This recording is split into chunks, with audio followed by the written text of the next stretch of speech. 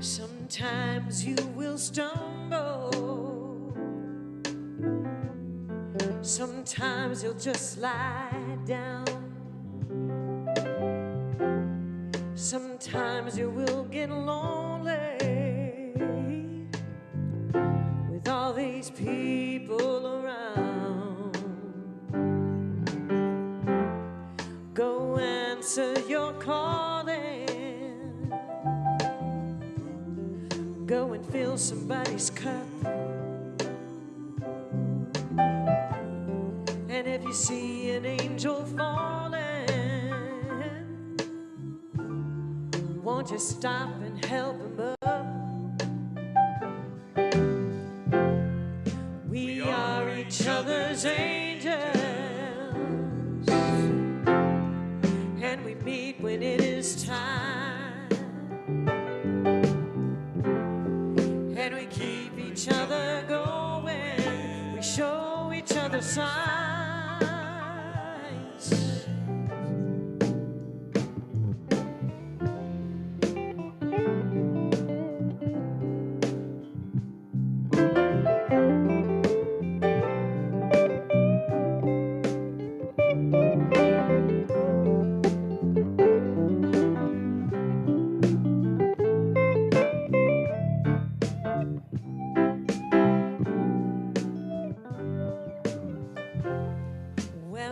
I see you later,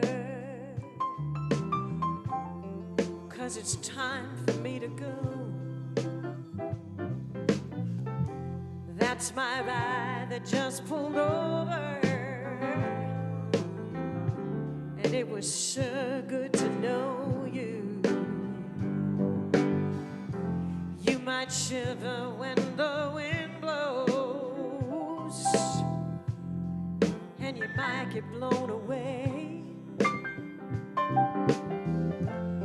You might lose a little color,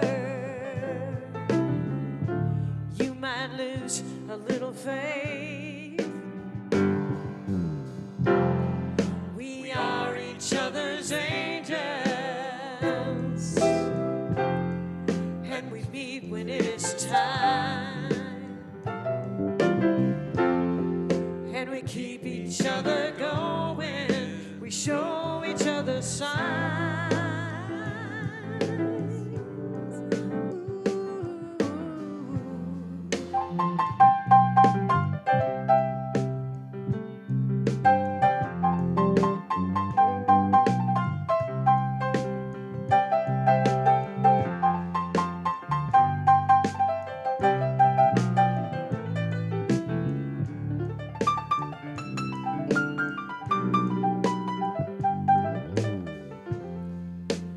Thank you for the water.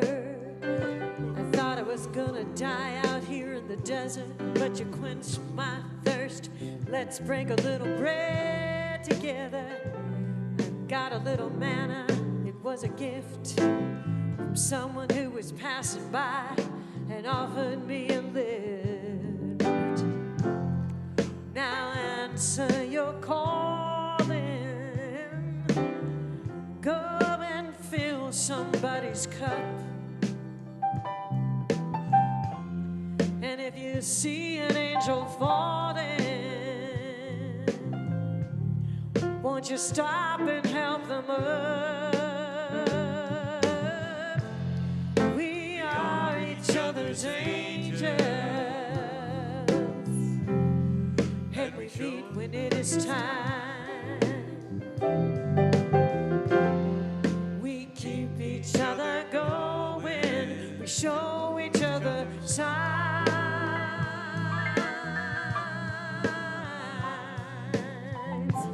Hey.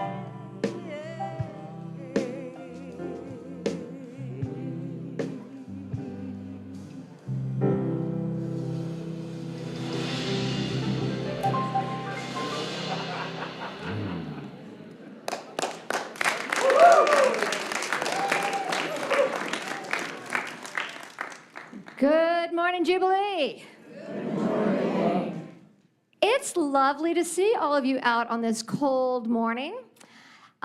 Something you may not know is that every Sunday we have about 50% of the same, however many are here, we have about 50% more online. I'm guessing this morning that might be a little reversed. We might have a few more people who decided to stay home by their warm, cozy fire or in their pajamas. But I am so glad that you all love the cold and came out in it. So thanks for being here today.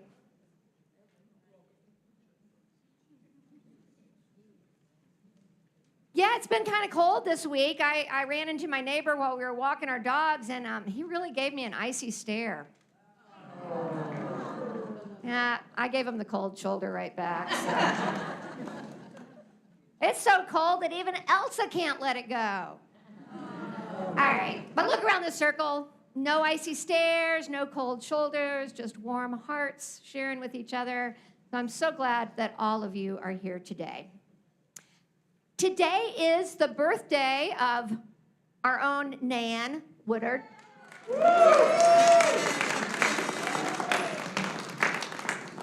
And I love Nan, but probably the more well-known birthday today is Dr. Martin Luther King Jr. Dr. King's speeches and sermons have been part of my life since I was a child. And but the writing of his that I probably come back to most often, that I try to read with regularity, is his letter from a Birmingham jail. In it, Dr. King lays out with clarity and intelligence the need for direct, nonviolent action.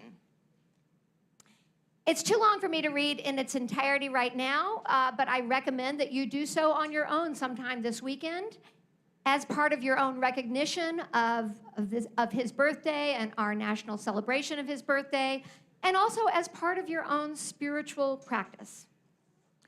In the letter, Dr. King wrote, "I cannot sit idly by in Atlanta and not be concerned about what happens in Birmingham.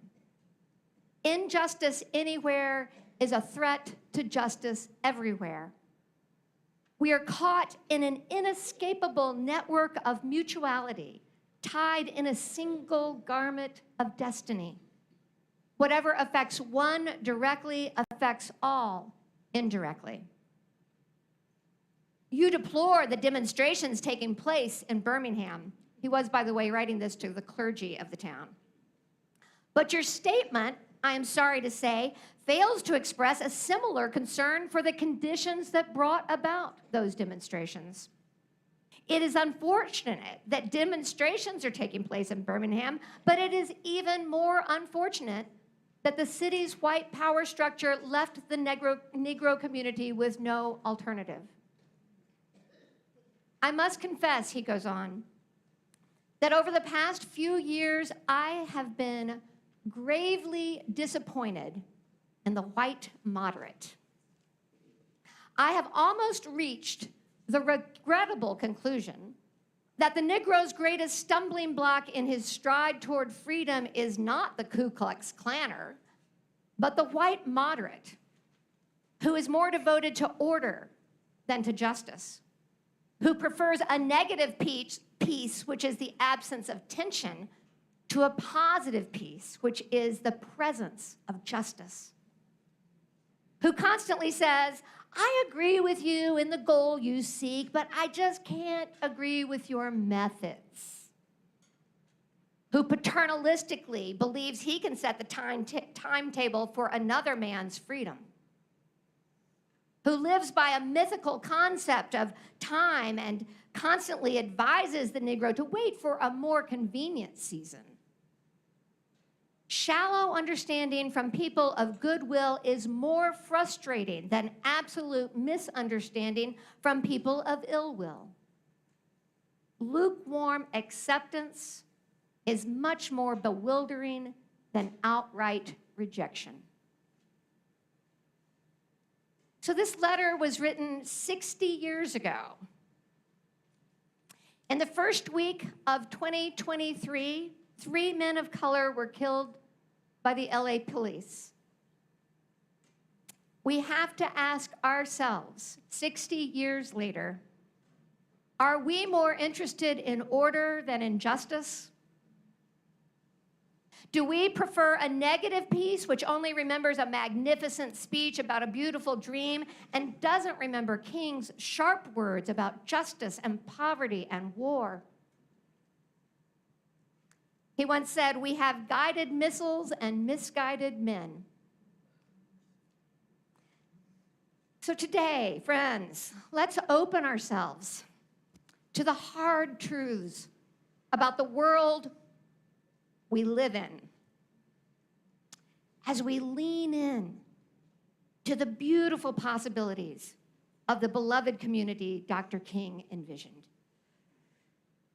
As we open in song today, I invite you to imagine what a holy, holy love means in a still divided world. So let's stand and sing our way in.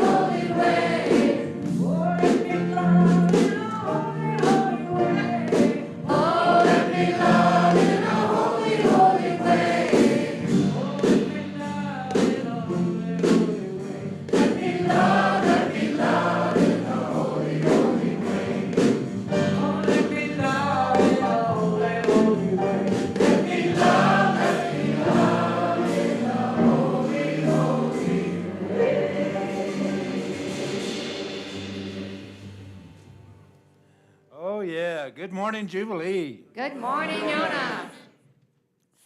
Oh, gosh, thank you so much for coming out. And again, Laura, thank you for that introduction into this moment when we honor the birth of Dr. King and remember the ideas of others that have come with the same dream and the same vision. And in that way, if you will, just for a moment, look around you, appreciate the prayer ties, appreciate the visions and the dreams that are being shared in this community that have been written, the place that we gather to create our community and to raise our awareness. And this time, just as the very thing that I feel that Dr. King encouraged us to do is to familiarize ourselves with our environment and be in balance with what we feel in our heart and what we see into the future. So if you will, take a deep breath with me and let's face to the east.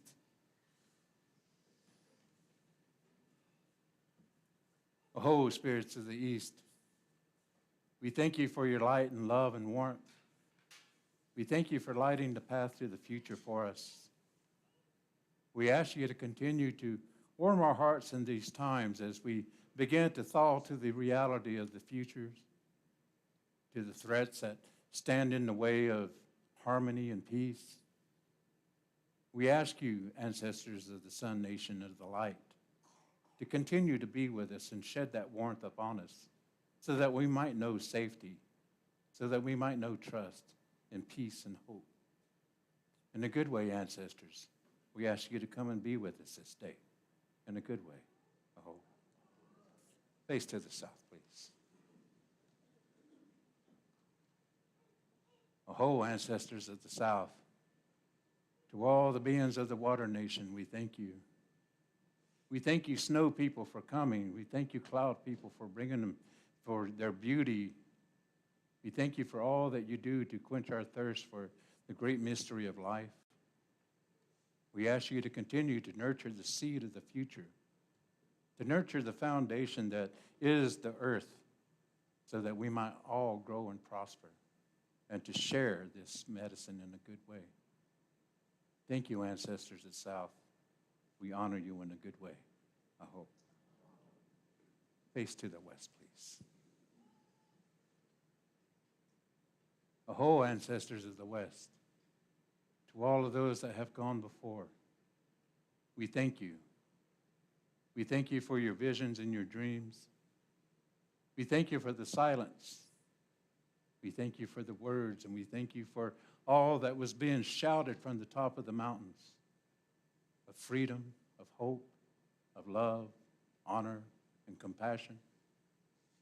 We ask you, ancestors, just on the other side of that thin veil of life and death, to continue to lift your voice so that we might hear you in the wind and be reminded of the direction that you've set for us, the visions and the dreams.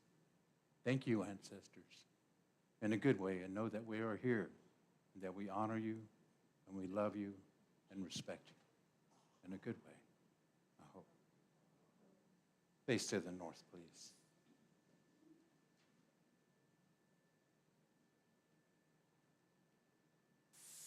Aho, ancestors of the north. To all the beings of the Wind Nation, we thank you. We thank you, Wind Nation, for each and every breath, for the miracle that we know as life. We thank you for carrying the voices of all of those that have lifted up their prayers and their visions, their tears and their laughter. We thank you, Wind Nation, for singing these melodies to us, for reminding us of the echoes of the past, and lift us up to only those places that the wind and love know to go. Thank you, ancestors of the north, for all that you do. In a good way, we honor you, we love you, and respect you, I hope. And face the center, please. And if everyone would, just take a good deep breath and breathe it into this moment. Breathe it into these prayers and these visions.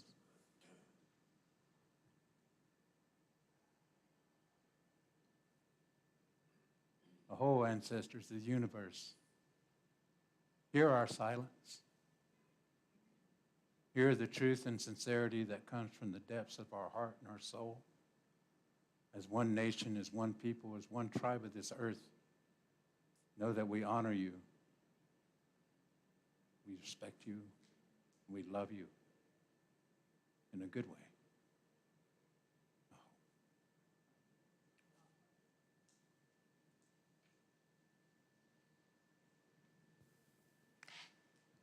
As we start this next song, I think many of you will know it. It is the African American National Anthem. We've sung it here before.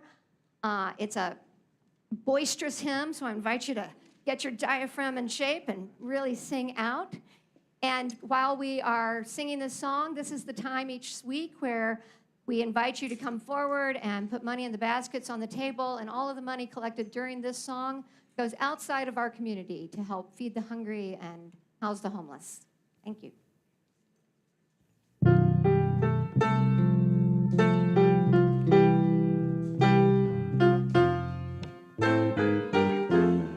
Lift every voice and sing till earth and heaven ring. Ring with the harmonies of liberty.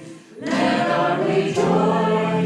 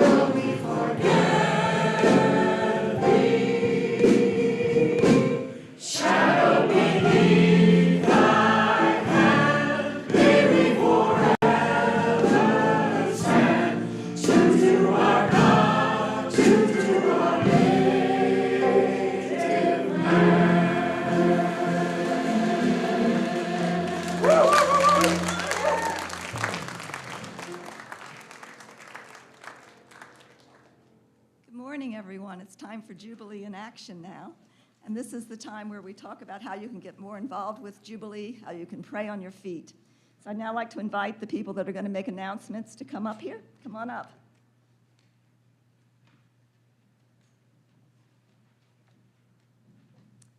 Good morning.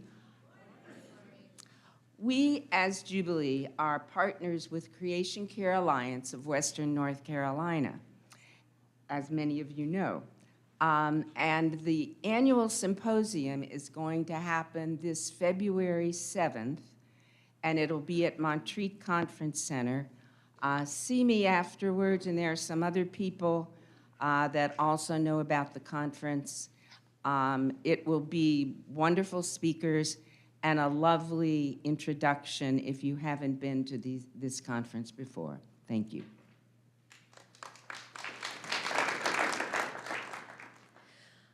We've got a new year, and with that year comes prayers and intentions for the future. We want to express those intentions with new prayer flags. We're going to leave the ones up, but we're going to add to them. So this is going to be on 2 Sundays. We'll be creating the flags on the 29th of January and on the 5th of February. So please plan to stay a little later on those days to make your intentions known on a flag. On the 5th, we will hang the flags, so we'll need some volunteers to help staple them to the ribbons, and we need a couple of adept ladder climbers to get up there in the rafters and hang them. So that's not me. I'm not doing that.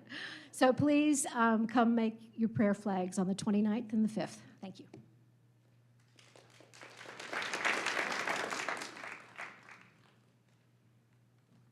Hi, I'm Sally Carter, part of the Jubilee Singers, the new revised Coming Back Jubilee Singers. And Susie and I have been spending quite a bit of time in the music closet together.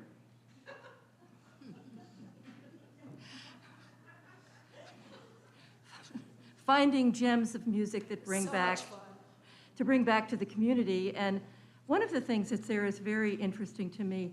Have you heard of Eugene Friesen? Yes.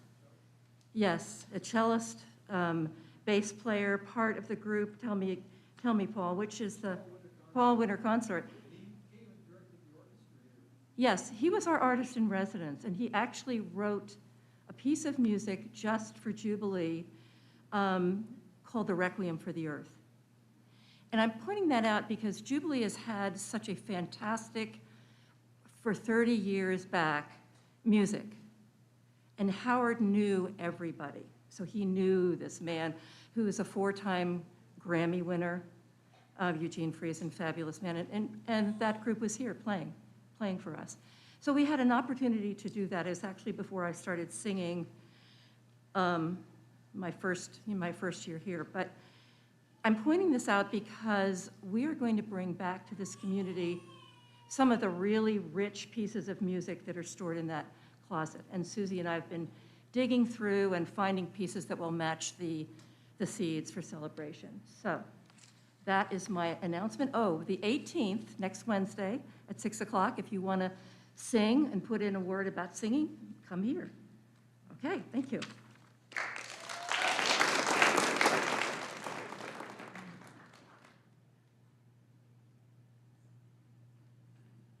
Good morning. I'm Nan, and I'm having a birthday, yes. But what I want to talk about is to recognize Gabriel, who has danced in this morning after his many difficulties with recovering from his minor stroke, major heart attack, and heart surgery. So this group, as well as others, have donated almost half of the goal. So thank you for that. Tell for your friends, put it on Facebook or wherever your media choice. But we're glad to have you here, Gabriel.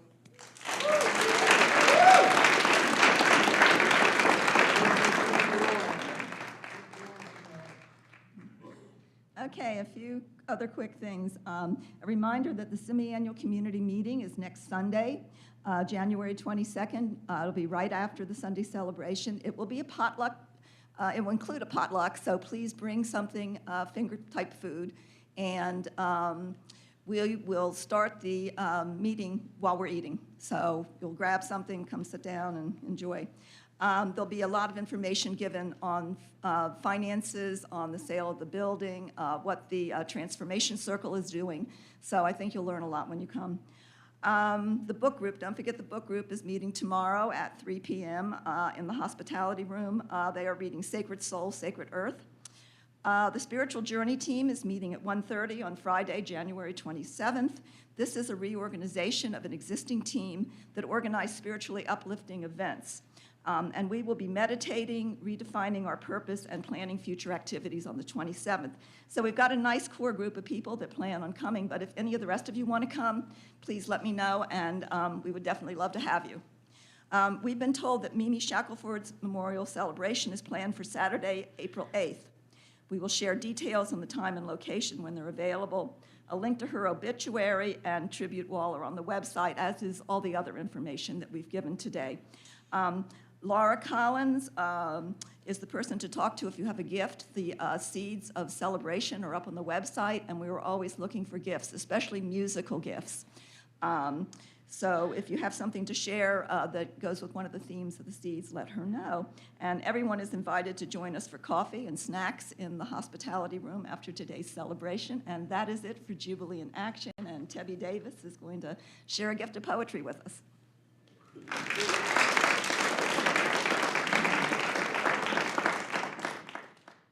Why, thank you.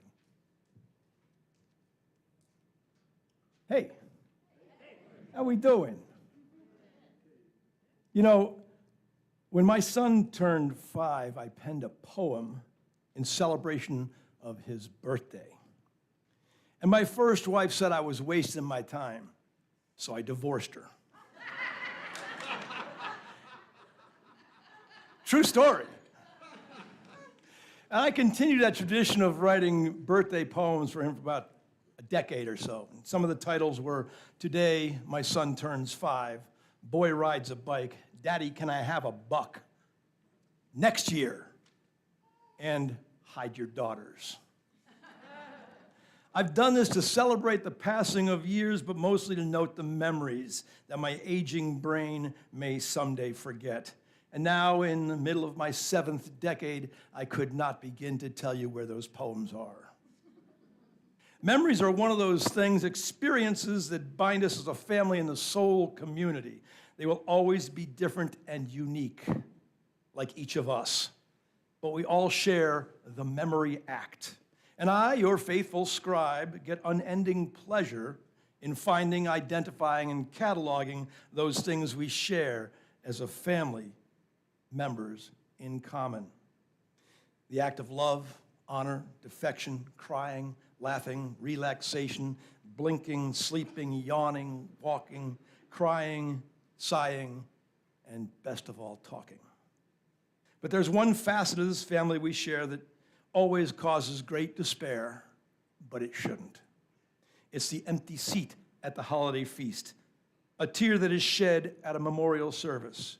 It's Abraham, Martin, Bobby, and John, my great-uncle Eddie, and someday my mom. It's Buddy and Coco and Racket the cat, a child too young, a mother long gone. Too many, and I could go on. But we share one thing, and you know what that is, that soon you and I will also be gone. It's called many things by so many people, but it all indicates the ultimate union of souls. Take a dirt nap, ride the pale horse, assume room temperature, wearing a pine tuxedo, pay the ultimate price, shuffle off this mortal coil, make the final sacrifice, crossing the Jordan, hop the twig, and the ultimate, oh yeah. No one wants to talk about it yet. Each of us has a theory from tradition, religion, community about that great beyond, the 72 Vestal Virgins, reincarnation and the Judgment Day with St. Peter with his book open wide, spirit bodies and tunnels of light. But here's one thing I can guarantee. We all know the facts is that life after life is a guessing game. So we have this one conscious episode, one filled with the opportunity, no, the requirement to love, which is the only way to fill the empty seat. So we share and we care and we dare and we fight to remember and celebrate those who are dear. Yesterday, I started the latest poem for my son, and it's called Ain't Marriage Fun?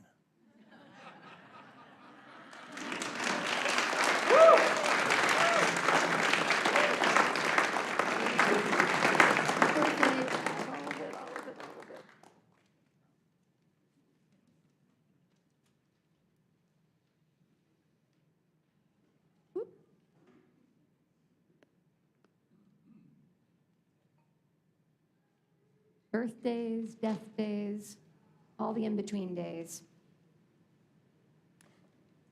Now is the time when we enter into silence and the ringing and singing of our bowls and bells. There are bowls and bells on the table if you'd like to come and get one and ring and sing with me. There is communion. Jay has prepared communion and is standing at the communion table at our prayer wall. Diane and Yona are there to offer prayer support for you.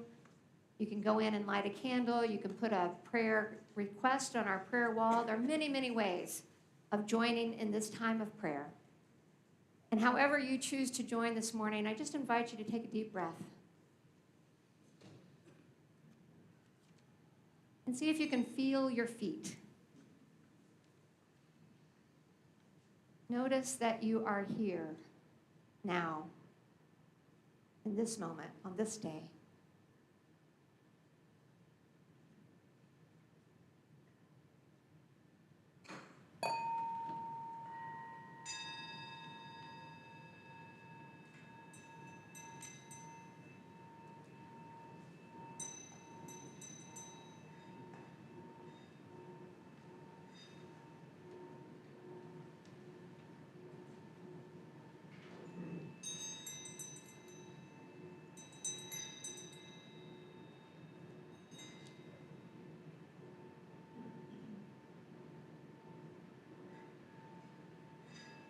Spirit of love, spirit of justice, spirit of joy. We open our hearts and invite you where you already dwell. May we be awake and alive to your energy within us and around us and between us.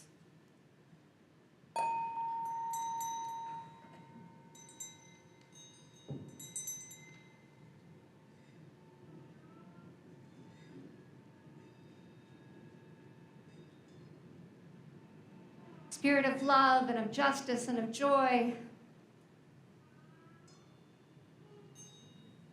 we open our hearts and minds to where you already dwell. Awaken us to gratitude. Gratitude for the people who have been part of our lives through their own love and justice and joy. People who are part of our lives today, whether we know them in person or by reputation. May we aspire to more love and justice and joy in our own lives.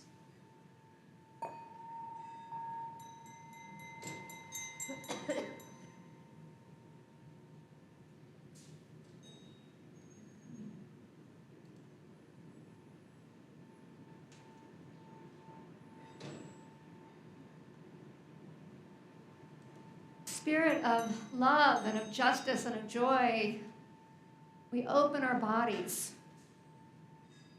that they may be channels of the love and justice and joy that you offer us and we offer the world. Make us channels.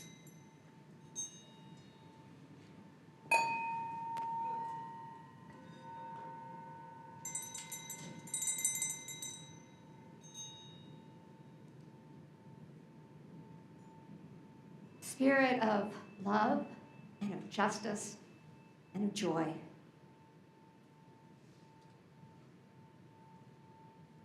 Give us fresh dreams, new visions, deep commitment.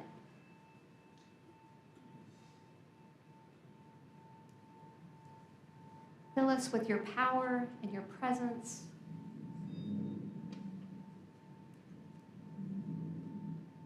That in small ways and large, we can continue to share that hope of the beloved community in our families, in this community, in our city, in our nation, on this globe.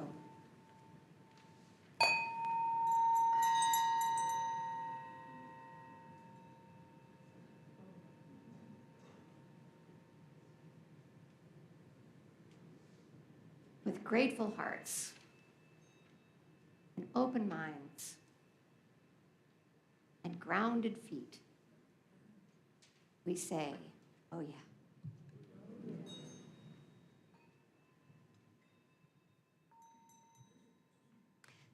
Now we know in this community that we have bulletins each Sunday, and they're always just a suggestion.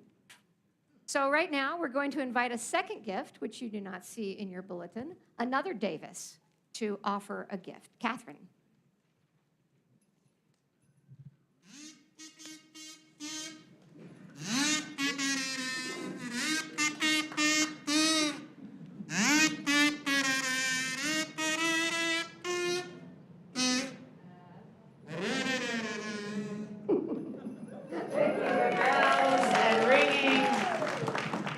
The one-of-a-kind, handmade kazoogaler by our one and only Mimi Shackelford. It even says her name right on it, and it is one of my most treasured possessions. And I wanted to come home today and remember a little bit more of the legacy of Mimi Shackelford, because it is indeed linked to that of MLK. How? Well, we are all drum majors for justice. Some of us lead protests, others of us lead parades. Mimi Shackelford was part of this community for over 30 years. And not only did she make all of these incredible banners that hang around us, giving us messages of justice, but she also created a clown ministry here, of which I was fortunate enough to receive that training at the tender age of 14. And I can tell you at the not so tender age of 45 that it still remains one of the most fundamental, inspirational parts of my dance and movement ministry today. It was with Mimi Shackelford's kazoogaler, which is, as you can see, a toilet paper roll, a milk bottle jug, some bells, and a kazoo, that you can literally become a drum major for justice. Some of our work involves getting strong physically, others involve finding creative, unique, and joyful ways to make a joyful noise for justice. And Mimi was truly a mentor for me in that regard, and a mentor for so many of us in all of her sometimes humble and quiet ways, and other times in her more boisterous, goofy ways filled with play. And I've been the lucky recipient of many of Mimi's boxes of clown materials. I've got more rubber mallets and white face paint than you can shake a stick at. And as I was going through Mimi's things this week, reflecting on her and her unique ministry, I found this clown book. And I went through it, and it has some pretty amazing notes, and I would love to read them all, but I can't. I found a clown prayer. And I thought, in the spirit of Mimi, and in the spirit of today, in the spirit of all of us becoming drum majors for justice, in the words of MLK Jr., drum majors for righteousness, drum majors for peace, drum majors carry many different tools. And Mimi was an incredible reminder of how many different ways there are to be a light in our community. On one side of this page says, keep your eyes wide open. These are her clown notes. Keep your eyes wide open, heart balloons, and wind up and screw. I'm not quite sure, but these are good notes, I'm sure. So she always had some fun and amazing ways of keeping us awake and alive in our world. And that is Mimi's legacy here in Jubilee. It's her legacy in my ministry and my work down in Charleston. And it's the same as the legacy of Martin Luther King Jr. It is the same when we do this work in the smallest ways or in the biggest. It is all feeding into that same connective space. So with that, I would like to offer a clown prayer from the notebook of Mimi Shackelford. And before I do that, I think I've got to prepare properly. Ugh, haven't worn one of these things in a long time. They're a little distracting, y'all. Okay. Laugh for the health of it, a clown's prayer. Dear Lord, help me create more laughter than tears, to disperse more happiness than gloom, and to spread more cheer than despair. Let me never grow so dull that I fail to see the wonder in a child's eye or the twinkle in the face of the aged. Help me to laugh at my own foolishness and to reach out to others. May I share the power of faith, the strength of hope, and the joy of love, so that pain, sin, and death will be transformed. In the name of that which turns darkness to light. Amen.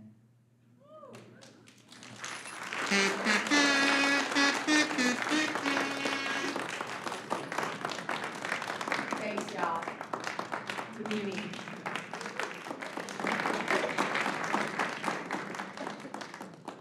So now we're going to sing some more and share the peace of God with each other. And as we're sharing the peace today, I just invite you, as we're still in this kind of weird COVID-y time, just to kind of pay attention to people's body language. Not everybody's going to want to hug. Not everyone's going to want you to get right up in their face. So just pay attention. But let's sing first.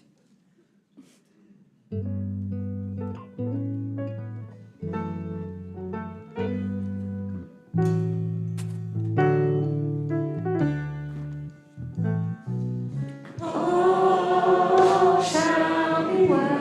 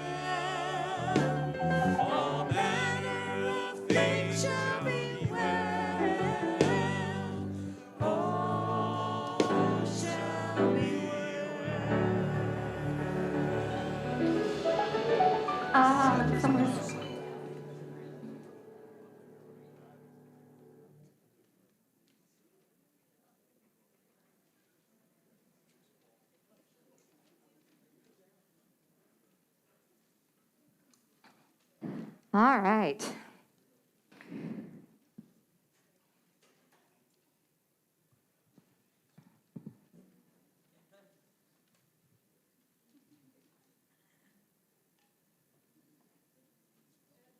Take this off. Take my mask off. This thing comes off my ear. Okay. Listen now for these holy words. From the prophet Amos, in the 5th chapter, we read, I despise your feast, and I take no delight in your solemn assemblies. Even though you offer me burnt offerings and cereal offerings, I will not accept them, and the peace offerings of your fatted beast, I will not look upon. Take away from me the noise of your songs, the melody of your harps, I will not listen. But let justice roll down like waters, and righteousness like an ever-flowing stream. And from the Reverend Dr. Martin Luther King, Jr., our nation was born in genocide when it embraced the doctrine that the original American, the Indian, was an inferior race. Even before there were large numbers of Negroes on our shores, the scar of racial hatred had already disfigured colonial society. From the 16th century forward, blood flowed in battles of racial supremacy. We are perhaps the only nation which tried as a matter of national policy to wipe out its indigenous population. Moreover, we elevated that tragic experience into a noble crusade. Indeed, even today, we have not permitted ourselves to reject or feel remorse for this shameful episode. Our literature, our films, our drama, our folklore, all exalt it. This is ancient wisdom and holy word. All creation is wisdom and holy word. All creation sings of wisdom and God. Hallelujah. Yona, come speak to us.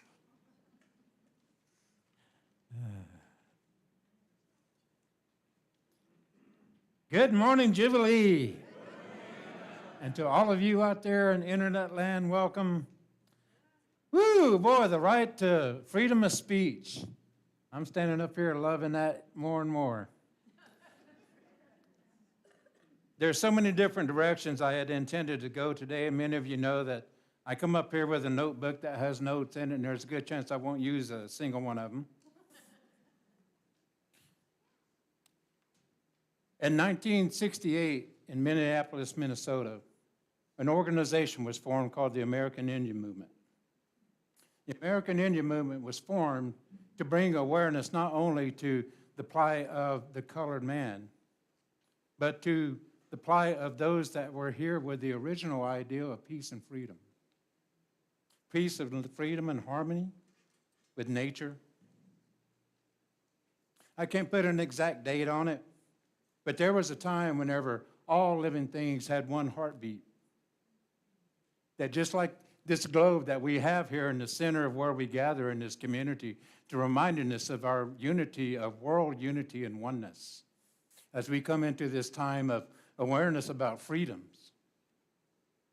In 2016, I was invited by a group called One Earth Tribe from Florida to speak in Washington, D.C. before it was called Chant for Change, and it was before the Obama and all of this election was going on, and I was asked to come to Washington, D.C. And I stood at the base of the Lincoln Memorial at the very stone where Martin Luther King stood and gave his address of I Have a Dream. And the night before I was to speak before 100,000 or so people, I went up there that night myself and stood on that very spot as I looked over across this pond of water, and I looked at this obelisk of stone. And a friend had told me, Yona, do you realize the opportunity that you have to express freedom when you get there? Think about this obelisk as a big crystal that's going to amplify the voice and the words that you share about whatever it is in your heart. And then this big pond of water is there to magnify it and elevate it and take all of this energy of all these 100,000 people that are gathered at this place in consciousness and awareness and bring their awareness and take it and use this energy, use this where Washington, D.C. was created in such a strategic way with energy lines and ley lines. You get the opportunity, Yona, to stand in a place where so many others have stood and spoke for freedom. So the night before I was to go on, I stood there and I looked around at all the grandeur. I looked at the World War II memorial where my father had served in the Navy in World War II, had done his part to ensure the freedom of this country. And I looked around and I was reminded not only of all the presidents and all the people that had come, all the inside jokes that happened in Indian country about Washington, D.C., the dark colony, and reminded that in 1787, whenever the Constitution, the First Amendments were made about the rights, freedom of speech, the right to bear arms, freedom of press, freedom of religion. And I stood there and I remembered that as I read those words, whenever they were being written, they weren't intended for my people. And as I stood there and I could hear the voice, when I was in 5th grade, one of the favorite books out of the library was called The 50 Greatest American Heroes. And in that book was Martin Luther King, John Kennedy, Audie Murphy, some of you maybe have heard of him, Jim Thorpe, Native American athlete. And I would check that book out almost every week. You could see my name on the little library card at the back from the library. And I would read about Martin Luther King, and I would stand there and I would read about him, and I would just kind of daydream about when will I ever get up there to this spot and talk about my dream? Well, hold on a second. Do I have a dream? And if I have a dream, what is my dream? Being born and raised here in these mountains in the 60s, we weren't allowed many freedoms. I remember on this street right down here where people come and we used to catch the bus, the old bus station down here at Pritchard Park. There were colored and white bathrooms. And I remember not knowing which one to go to because I wasn't colored and I wasn't white. And I would always think about the greatness of America. What does it mean that America is great? Whenever the colonists come, the colonists were coming because they were oppressed where they come from. They didn't have rights and freedoms. They were under the rule of a king or someone much more superior than themselves. And they came here looking for freedom. And they found the people when they landed on these shores that were living that freedom. Was it in perfect harmony? I'm not sure. We've all heard stories about the Indian Wars, Indians fighting amongst Indians. But in the Cherokee traditions, whenever we would come together over disagreements, down here at Carrier Park is where it's called Tolo Eteshe. It's where they race. This is where all the native tribes from around this area would come down here where the French Broad River and the Swannanoa River would meet, and we would have our equivalent of our Indian Olympics. We would have canoe races. We would have foot races. If there was a dispute over hunting land, well, this tribe here wants to hunt there, and this tribe here wants to hunt there. You get your fastest runner, you get your fastest runner. Whoever wins that race gets to hunt that land. We didn't go to war to kill one another. Tribal government was decided on this land, this very land that we call Asheville. Right down here at Pack Square, where there's so much attention about what do we do next. Pack Square was once the largest Indian burial mound in the Southeast. not just North Carolina. There's a good chance we're sitting on top of some of them elders that were placed on this ground. And if you notice here in Asheville, all the roads lead up to a point to Peck Square from every direction. You have to go uphill to get there. And to us, before we ever had ley lines or all these computer-generated longitudes and latitudes about how things are connected across the earth, we always knew that this was a sacred point. We always knew that if we brought our ancestors and we buried them here, that they were the closest to that place to return to that home. We returned them there because that was the closest place we knew upon this earth to be free, to express freedom. And to take that a step further, the freedom came from fulfilling the agreement from when we took the first breath of life when we were born. When we were born, we made an agreement with the Creator.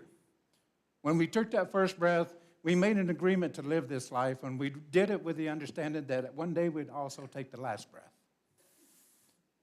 To my people, that last breath represented the key to freedom. As we come here upon this earth to experience whatever it is that we experience through racism, justice, injustice, we look at all these markers of freedom, this golden eagle wing that I carry, the symbol of freedom in this country,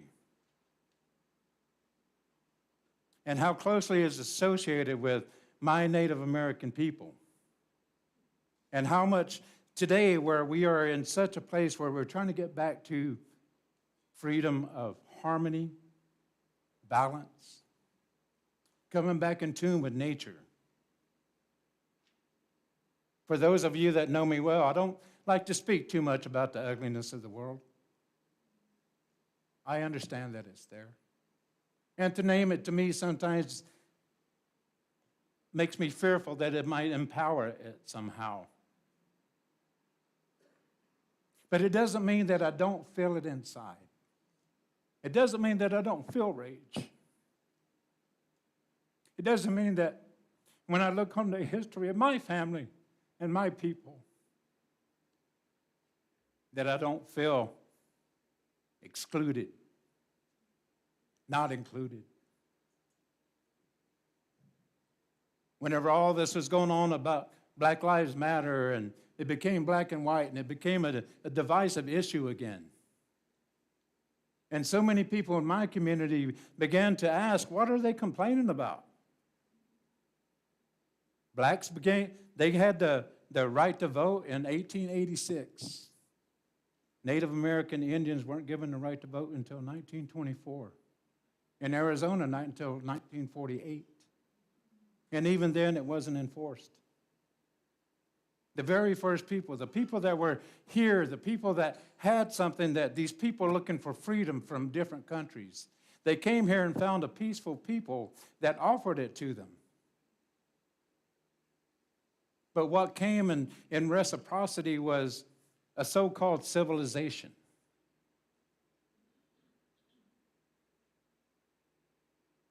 Many of our tribes were made to look different. You'll see in a time where our clothing became more colonial style, that Christianity came in, missionaries came in. All of a sudden, there was a wedge being driven in between the harmony of nature and life amongst all living things, and all of a sudden, a single deity was being inserted in between those beliefs. Some people called it God. Some people called it Jesus. All I know is that in 1600, we had just heard of these people.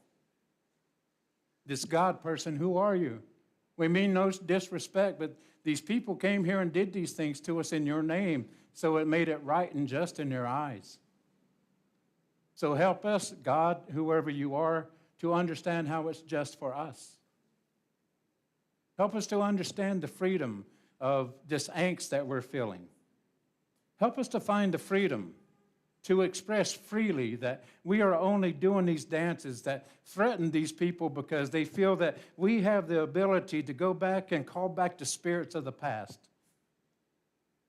A tribe of 300 Indians in South Dakota were performing what we call the ghost dance.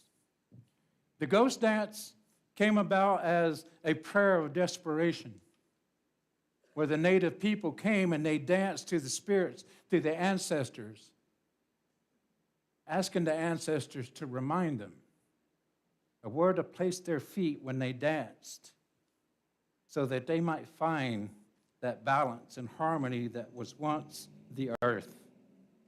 Before man ever came along, before politics, before money, before greed and ownership. How many of you ever seen a dandelion in the wind, and the wind blows and it just goes everywhere? To our people, we believe that's how we pollinate the earth, with our love and our balance and our harmony, is being freed. But whenever these settlers came to this land, they stompled all the dandelions down to where they didn't exist anymore, and we couldn't pollinate the earth with our love and belief anymore. We were stripped of our freedoms as white men sat in Washington and wrote a new charter and understanding of what freedom was. The right to bear arms. Freedom of religion. What is religion? A way of belief. We Indians, we have a religion. We were living it whenever you arrived, and now it's being wiped out. And now here we are almost 500-600 years later, trying to get back to that place, trying to undo the things that we thought were progress. If the industrialization of the United States is civilization, then it came at the price of greed. It came at the price of taking the resources of Mother Earth. And here we're talking about we don't have enough this, we don't have enough that. I contribute to the raping of this earth for the resources that it takes for us to live a privileged life. Where is the freedom of the first belief of harmony and balance? How do we get back to that place? My grandfather always said that man's going to outsmart themselves. Once we exhaust all the resources of the earth, where are we going to be? How many of you have seen that movie, Independence Day, where he connected in mind with this alien? He said, I saw their plan. They come here, they go planet to planet, they exhaust it of all its resources, and then they move on. Look what's happening around us. Who are the aliens? Who is this species that's coming from planet to planet, exhausting its resources and moving on? Look at what we're doing to the earth. Look at what the resources, the money that has been made through greed and chemicals of taken from the earth and creating these very things that we know that we don't need. We have natural light, we have natural gas, we have natural resources that we can draw upon. Where is freedom in building a $500,000 home that doesn't have a fireplace, so when it gets cold like this, what are you going to do? Where is the freedom expression of singular wanting of a simple life? Just like this child here has the freedom of not knowing. Ignorance isn't a bad word. Ignorance only means that you don't know. And the innocence, and to return to innocence.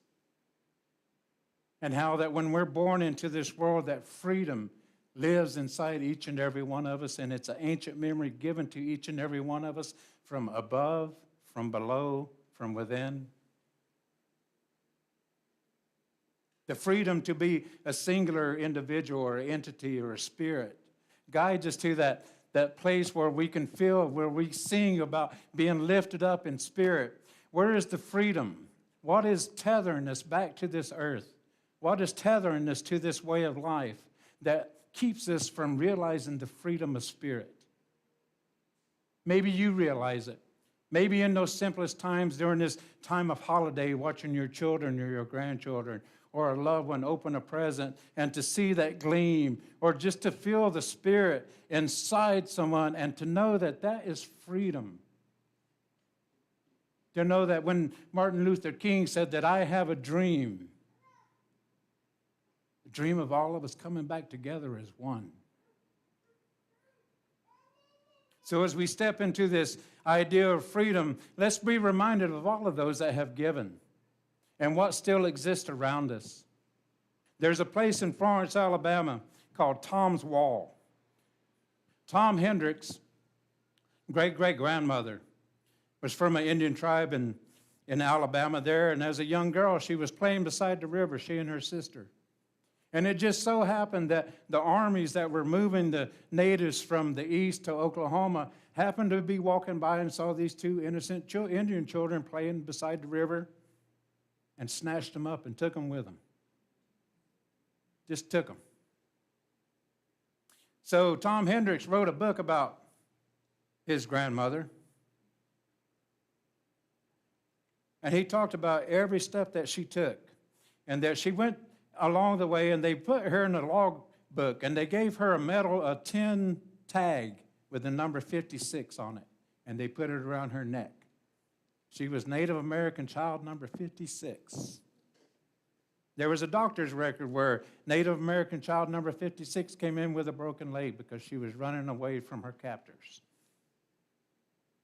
They talk about the preceding days of how Indian child number 56 was recovering. And in their logs, they also wrote, Indian child number 56 disappeared one day, ran away from the hospital trying to get home. Because of the river where she lived, she said that if she ever could never go back home, she would die. So for 7 years, she journeyed back from Oklahoma back to Alabama. And her great-great-grandson, Tom Hendricks, began to build a wall in her memorial. Each stone represented a step of his grandmother to and from that place to relive the stories. I don't know how many of you ever seen it, but it's a huge complex of stones. I met Tom Hendricks about a year before he died.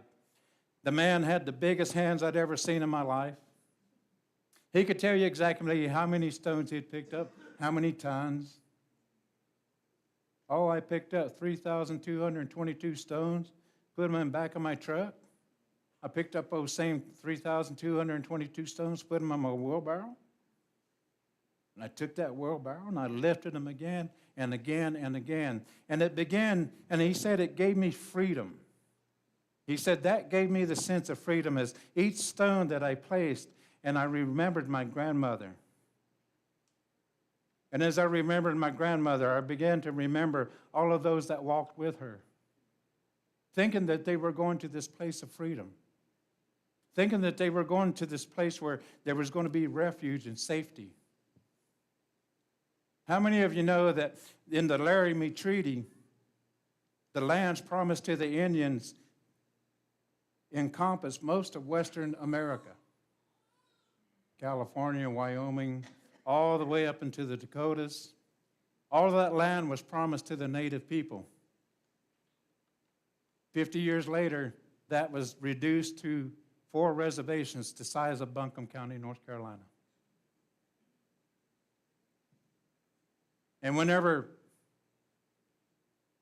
we try to express the freedoms, we try to express the sovereignty that we have been given, because we weren't allowed to vote because we were deemed a sovereign people.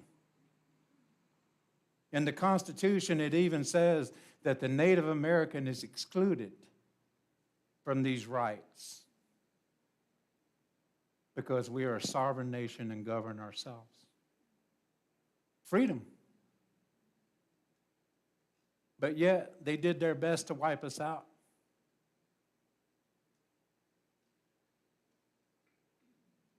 To make us forget our language, to divide us from our mother, from the very thing that we know is freedom, to return to the earth.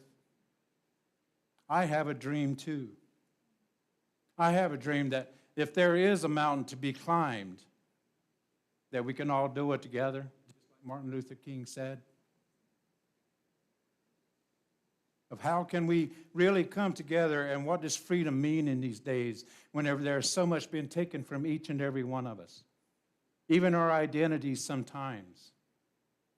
With all of these new ways of ancestry and all ancestry.com, now we're finding that some of the truths that we had inside of us may not even be true.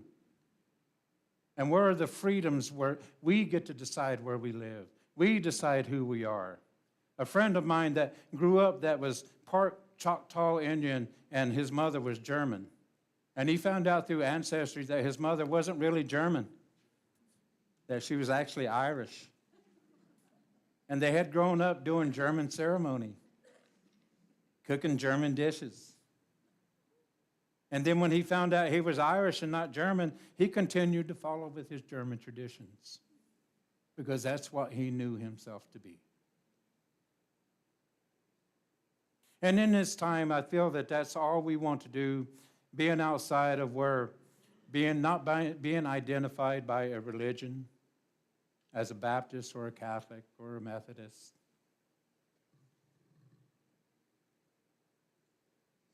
But to recognize the freedom of identity, to recognize the freedom and be true to the echo that lives inside each and every one of us. To overcome these atrocities that we see happening in the world right now. You can name them for yourself. The women in Iran, the women anywhere.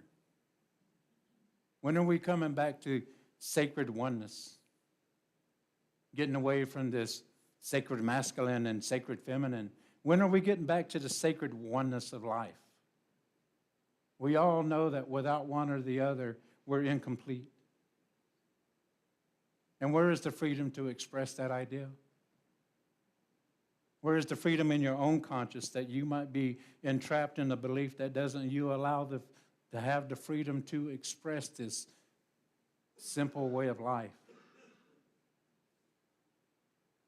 Look at our political system. How many of our politicians really had the freedom to speak their mind?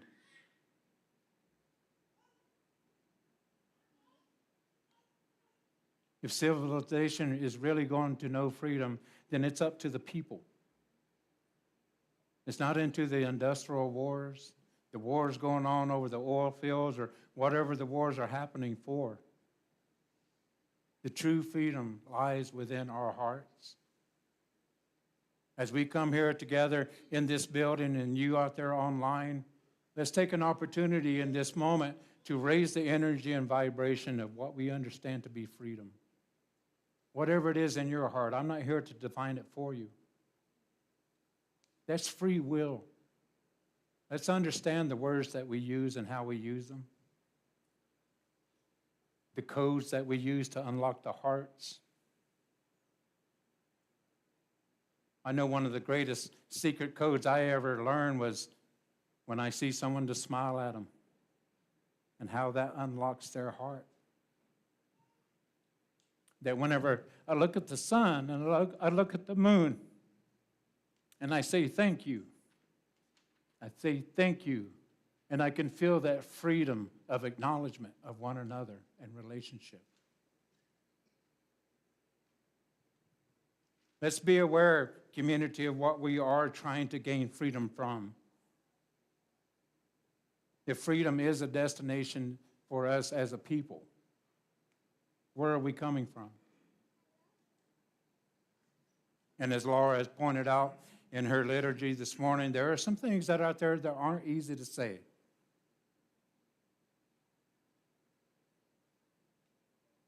But where do we learn the freedom of speech? From our heart? Not given to us by a constitution that was ratified and made up by a bunch of colonists trying to look for a better way of life when it was already here. Can we find the freedom of spirit? That when we take that one collective breath, that we're all lifted up to the very same place. No one above the other. Where is the freedom to know that we are in existence with all other living things as one? We don't come from a privileged class. There's not a separate bathroom for you and a separate bathroom for me. Where's the freedom of returning back to that language of silence? Of just looking at someone in the eye and knowing that you're loved and acknowledged? Where is the freedom of simplicity? Why do we have to go to college to get 4 years degree to understand something that's inherently inside of us?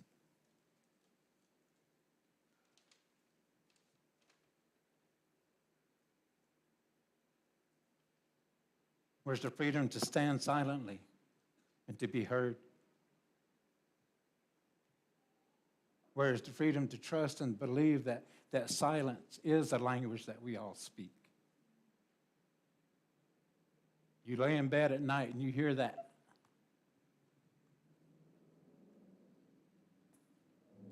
It speaks to you.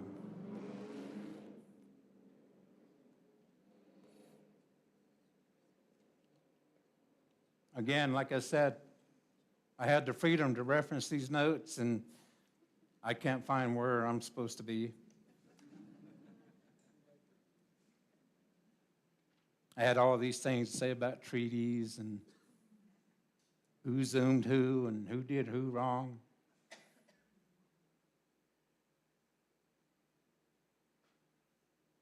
I appreciate the freedom to walk in here today and to share from my heart.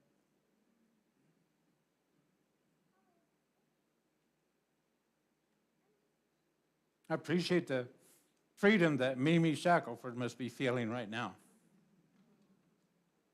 And all of those others like her.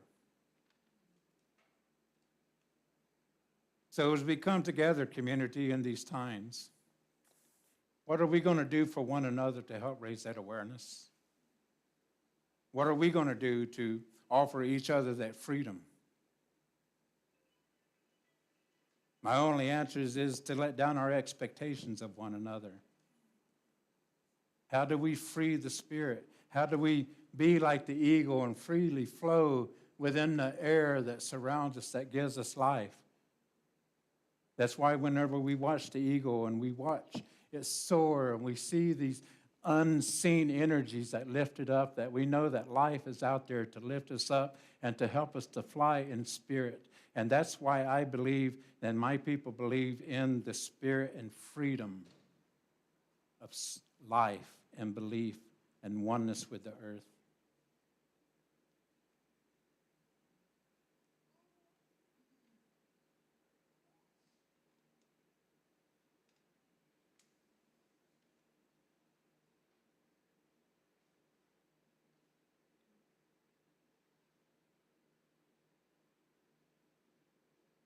Just the freedom to go back to the womb of Mother Earth just for a second, close your eyes, and imagine what it was like to be inside that womb with the mother gently holding you there, where the only wisdom that you had was what was given to you inside this sacred place of life, where the only language being spoken was the heartbeat and connection between the mother and the child. And maybe sometimes the Father would come over and speak, and we recognize that vibrational presence in our life.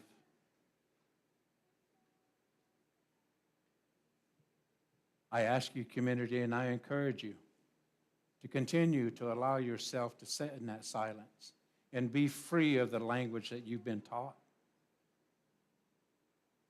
to be free of the politics, to be free of the currency and the taxation of Americans, the taxation of our spirit. Allow ourselves the freedom to return to simplicity in a time where things are so complicated. How in this time can you help to give freedom to those that are trying to uncomplicate?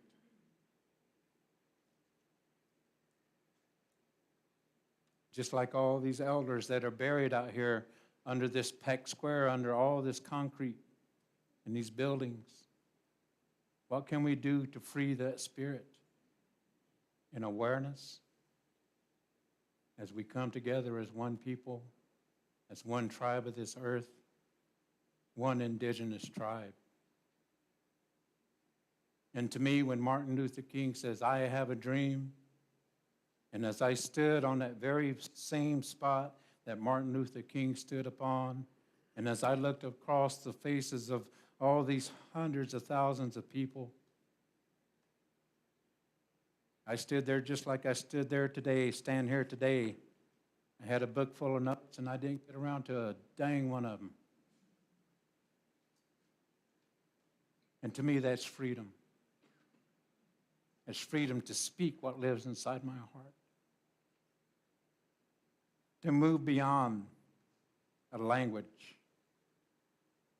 to move beyond thoughts and ideas that may tether me. So as I took these notes, I began to realize that these notes were the very thing that tethered me to my anger, and to put them away so that I can be free.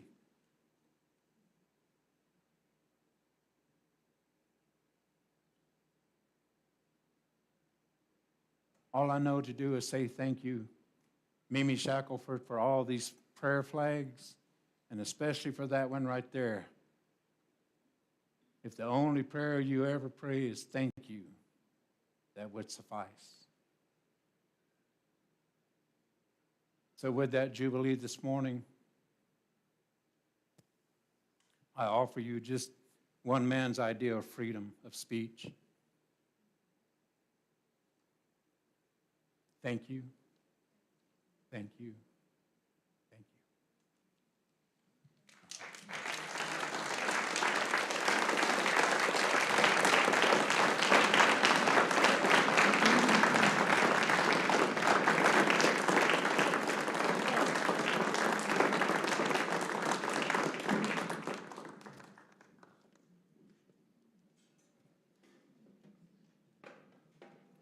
Thank you, Yona. Now I invite the ushers to get the bowls going around as we support this community through our gifts of finances. And I invite you, just before the band starts playing and singing, just to take a moment and whatever you're going to offer today, whether it's money to put in the plate or just thinking about your own offering into the world this week, I invite you to just take a moment and hold it to your heart and bless it there. And with your breathing in, breathe in the blessing. And with your breathing out, put it into the world.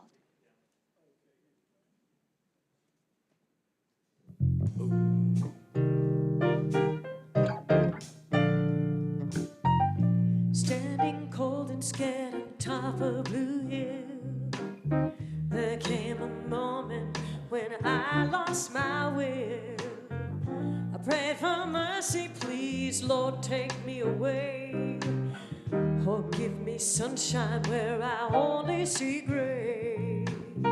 The past had a hold on me, it can't be denied. But the changes didn't come easily. I've been lonely, I've been cheated, I've been misunderstood. I've been washed up, I've been put down, and I'm told I'm no good. But with you I belong, 'cause you help me be strong. There's a change in my life since you came along. Whoa, whoa, whoa, yeah. Now I don't mind working so hard every day. I don't pay no mind to what people say, no. 'Cause after all the pain I've been through, I'd give up everything just to love only you.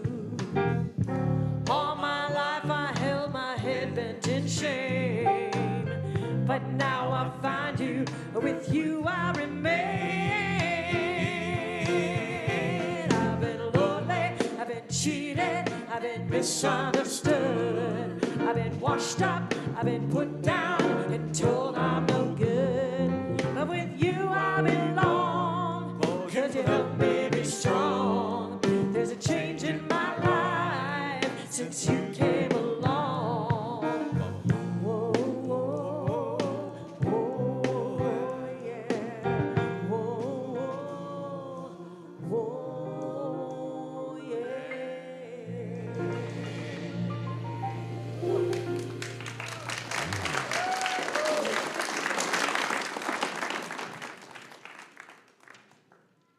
Jubilee, go out into your world this week full of the freedom to do justice, to love kindness, to walk humbly. Oh, yeah. Let's stand and sing ourselves out. Kiss from you to me, kiss to bless our dreams, kiss from me to you, kiss keep moving through, it's the river of love, and it flows on through, with the river of love, let it wash through you, again, it's the river of love.